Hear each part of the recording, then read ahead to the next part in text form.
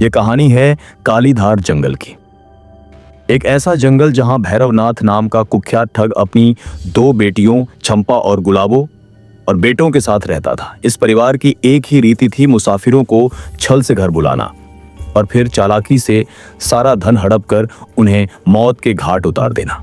देश निकाला और 4 अनमोल वचन राज्य का नाम था मायापुर। यहाँ का एक शूरवीर राजकुमार था वीरेंद्र प्रताप, साहसी, न्यायप्रिय लेकिन भावुक स्वभाव का। एक दिन दरबार में कुछ ऐसा हुआ जो उसके जीवन को बदल देने वाला था। एक षड्यंत्र रचा गया और राजा के कुछ दरबारियों ने उसे दोषी ठहराया कि वह राजभवन की गुप्त सूचनाएं दुश्मन को दे रहा है। बिना पूरी जांच के राजा ने गुस्से में उसे देश निकाला दे दिया। वीरेंद्र प्रताप ने अपनी तलवार, 4 लाल कीमती रत्न और कुछ स्वर्ण मुद्राएं साथ लीं और निशब्द महल से निकल पड़ा। उसकी आंखों में आंसू थे और मन में टूटी हुई उम्मीदें। चलते चलते रास्ता उसे गहरी पहाड़ियों और ब्याबान रास्तों से होते हुए एक सूने स्थान तक ले आया। वहीं एक वृक्ष के नीचे एक वृद्ध साधु ध्यानस्थ बैठे थे। वह साधु कोई साधारण तपस्वी नहीं थे।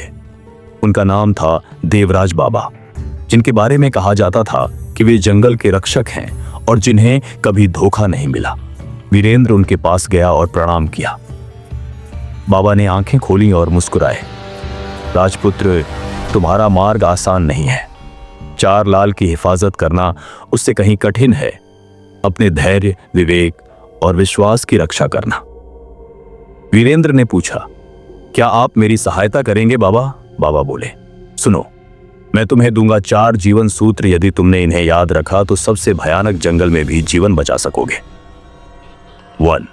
प्रदेश में किसी अनजान का भोजन मत करना, चाहे भूख कितनी भी हो। 2.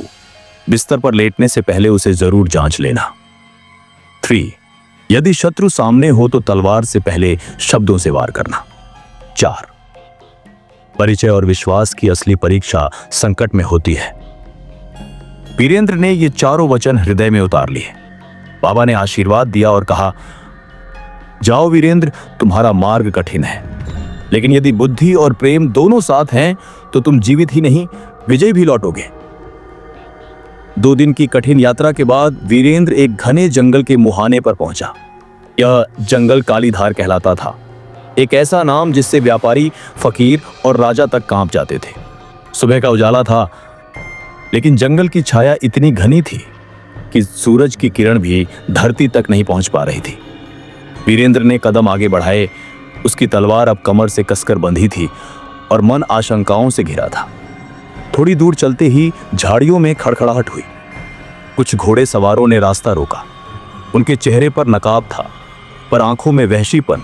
मुखिया ने कहा, तू कौन है और इस जंगल की सीमा में क्यों आया है? वीरेंद्र ने शांत स्वर में कहा, मैं एक यात्री हूं, विश्राम की तलाश में हूं। वे थे भैरवनाथ और उसके बेटे, कुख्यात ठग, जिनका आतंक जंगल के पार तक था। भैरव ने उसे ऊपर से नीचे तक देखा। उसके पास तलवार, थैला और पैरों की थकावट थी, मगर आंखों में डर नहीं, सिर्फ धैर्य था। भैरवनाथ मुस्कुराया और बोला, हम मेहमानों का खूब स्वागत करते हैं, चलो हमारे घर। वीरेंद्र को एक पुराने लेकिन मजबूत घर में लाया गया। छत पर सूखती खालें, कोनों में तलवारें और दीवारों पर लटके भाले। ये कोई आम गृहस्थ का घर नहीं था। वहां उसे मिली 2 लड़कियां, चंपा और गुलाबो। चंपा बड़ी, सुंदर पर चालाक। उसने वीरेंद्र को देखकर अपनी आंखों में शिकार की चमक भर ली। गुलाबो छोटी, भोली और अनकही पीड़ा से भरी। उसने वीरेंद्र को देखा और कुछ पल को जैसे सांसें थम गईं। ऐसा लगा जैसे वर्षों से किसी अपने का इंतजार हो और आज वो सामने खड़ा हो। गुलाबो चुप थी, पर जब अकेले में मिली तो धीरे से बोली, आप अलग हैं, आपकी आंखें झूठ नहीं बोलती, लेकिन ये जगह, ये लोग मौत की मंडी है। वीरेंद्र ने मुस्कुरा कर कहा, मौत जब 4 वचन दे जाए तो डर कम हो जाता है। गुलाबो चौंकी। उसे पहली बार किसी मुसाफिर से डर नहीं, अपनापन महसूस हुआ। जहर की थाली, आग का बिस्तर और दिल का इजहार। सांझ का समय, चालें शुरू। सूरज की रोशनी अब कालीधार जंगल के झुरमुटों में खो चुकी थी। चारों ओर अजीब सी खामोशी थी, जैसे हर पेड़ कुछ सुन रहा हो। कुछ देख रहा हो। भैरवनाथ ने खाना बनाने की जिम्मेदारी चंपा को दी, वही चालाक और निर्दयी बड़ी बेटी जिसकी आंखों में आज शिकार के लिए लपटें उठ रही थीं। इससे लाल निकलवाने हैं, भैरव ने फुसफुसाते हुए कहा। अगर नहीं निकले तो आखिरी निवाला उसका हो। चंपा ने सिर हिलाया। उसके चेहरे पर एक ठंडी मुस्कान थी जो सिर्फ मौत के सौदागर के पास होती है। चंपा रसोई में गई, महकते भोजन में चुपचाप एक काली शीशी का जहर मिलाया। थोड़ी देर बाद खाने की थाली वीरेंद्र प्रताप के सामने परोसी गई। सुगंध बहुत थी, भूख भी बहुत थी, लेकिन तभी देवराज बाबा की पहली बात याद आई। परदेश में किसी अनजान का भोजन मत करना। वीरेंद्र के होंठों तक निवाला आया, मगर अगले ही पल उसने थाली में से एक छोटा टुकड़ा निकाला और आंगन में बैठे एक कुत्ते के सामने डाल दिया। कुत्ते ने निवाला खाया और तुरंत छटपटाकर मर गया। एक सन्नाटा छा गया। वीरेंद्र ने थाली को दूर सरकाया और मन ही मन बाबा को धन्यवाद कहा। चंपा यह देखकर अंदर ही अंदर जल उठी, पर बाहर से मुस्कान बनाए रखी। पथिक, लगता है तुम्हें यात्रा की थकान ज्यादा है। चलो ऊपर विश्राम कर लो, तुम्हारे लिए बिस्तर तैयार है।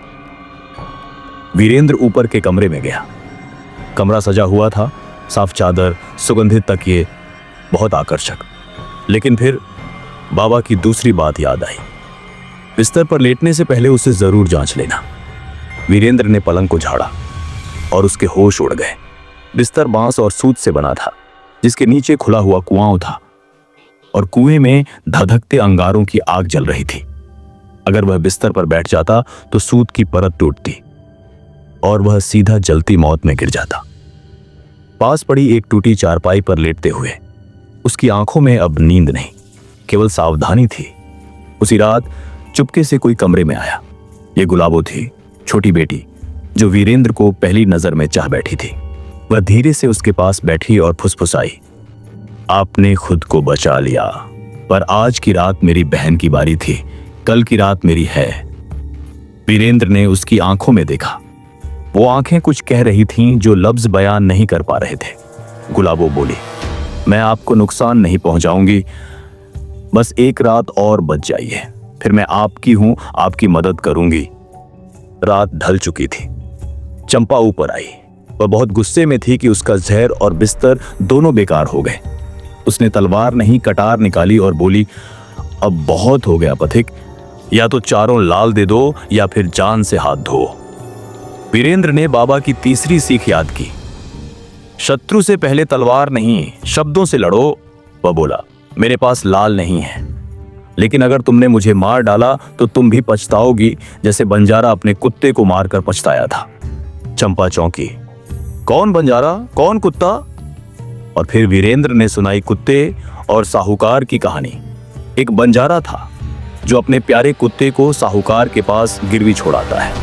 कुत्ता साहूकार की चोरी रोकता है, चोरी के धन को ढूंढ निकालता है। साहूकार कुत्ते के गले में पत्र बांधकर उसे वापस भेजता है, लेकिन बंजारा गलतफहमी में उसे गोली मार देता है। जब पत्र पढ़ता है तो पछतावे से चीख उठता है, लेकिन तब तक बहुत देर हो चुकी होती है। वीरेंद्र बोला, तुम भी अगर मुझे मार दोगी तो हो सकता है कि तुम भी उम्र भर पछताओ। चंपा एक क्षण को शांत हो गई। उसकी आंखों में अब संशय था। अगली रात गुलाबो आई। उसकी आंखों में आंसू थे, मगर होंठों पर प्रेम। प्यारे, अब मेरी बारी है, पर मैं तुम्हें नहीं मारूंगी। वीरेंद्र बोला, तुम वैसी नहीं हो, तुम्हारे दिल में प्रेम है, भय नहीं। गुलाबो बोली, तो फिर चलिए आज रात हम यहां से भाग चलें, बहुत दूर, जहां कोई हमारा पीछा न कर सके। गुलाबो बोली, पिता के पास 2 ऊंटनियां हैं, एक 60 कोस चलती है, दूसरी 100 कोस। बड़ी वाली को ले आइए, मैं धन बांध देती हूं। वीरेंद्र ने हामी भरी। लेकिन ऐसी ही असली और प्रेरणादायक कहानियों के लिए इस चैनल को जरूर सब्सक्राइब करें, क्योंकि अगली कहानी शायद आपकी हो।